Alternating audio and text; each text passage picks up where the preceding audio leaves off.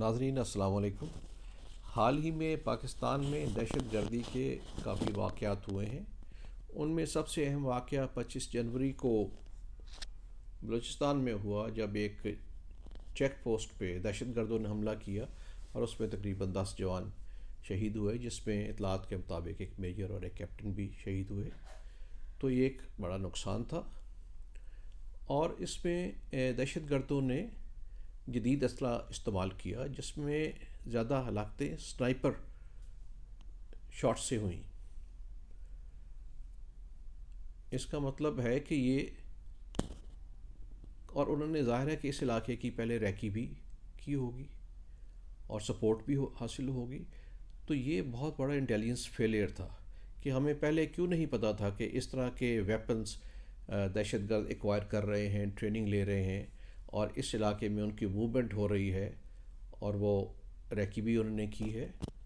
और फिर देखिए कि कहा जाता है कि 40-50 टेररिस्ट थे जिन्होंने यह अटैक किया। इतनी बड़ी मूवमेंट कैसे नज़रअंदाज हो गई? तो it is a massive intelligence failure, जिसकी वजह से हमें ये नुकसान उठाना पड़ा।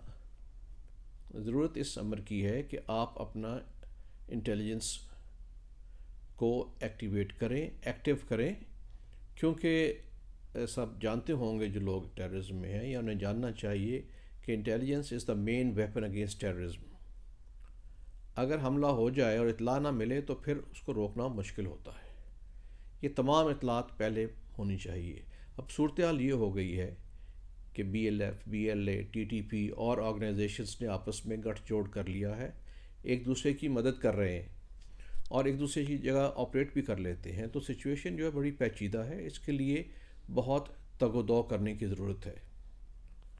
अभी नेशनल सिक्योरिटी एडवाइज़र ने कहा है कि अफ़गानिस्तान में से की ज़मीन से अभी भी हमें ख़तरात हैं, जो कि ज़ाहिर है TTP की सूरत में हमारे पे हमलावर होते रहते हैं। तो ये ख़तरात तो बढ़ गए हैं।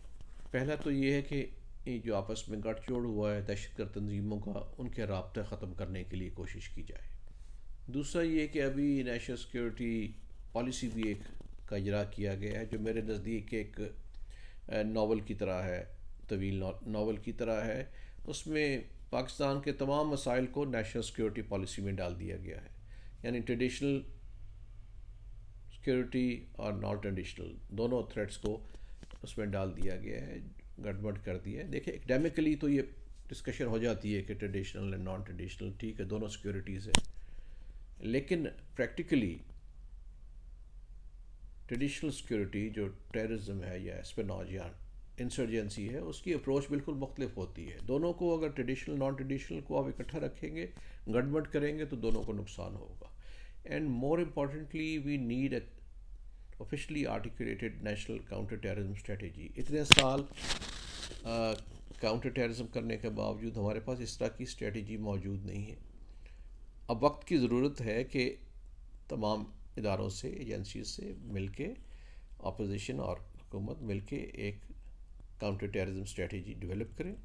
जैसे आप देखिए, यूके में उन्होंने स्ट्रेटजी बनाई थी काउंटर टेररिज्म के लिए। लेस दैन 40 पेज की बुकलेट है, जिसे कॉन्टेस्ट कहते हैं।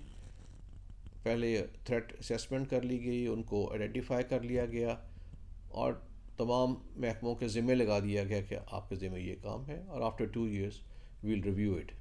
इस तरह यहाँ पे होना चाहिए कि 1 साल का टाइम दें और फिर उसको रिव्यू करें। और सेकेंडली, ये बात भी बड़ी इम्पॉर्टेंट है और जानना चाहिए काउंटर टेररिज्म के आला अहदेदारान को कि think like terrorist, act like terrorist. उसका मतलब ये है कि जो टेररिस्ट हैं, आप देखें, वो उन्हें कोई दिन रात की परवाह नहीं, उन्हें मौत की परवाह नहीं। तो आपको भी ऐसे हदफ को टारगेट करने के लिए उस तरह की अप्रोच ही करनी पड़ेगी। ये वॉर है, वॉर में दिन और रात की कोई तमीज़ नहीं है, ज़िंदगी मौत की कोई तमीज़ नहीं है। ऐसा अप्रोच होगी तो इंशाअल्लाह टेररिज्म का पाकिस्तान से कलाकमा हो जाएगा।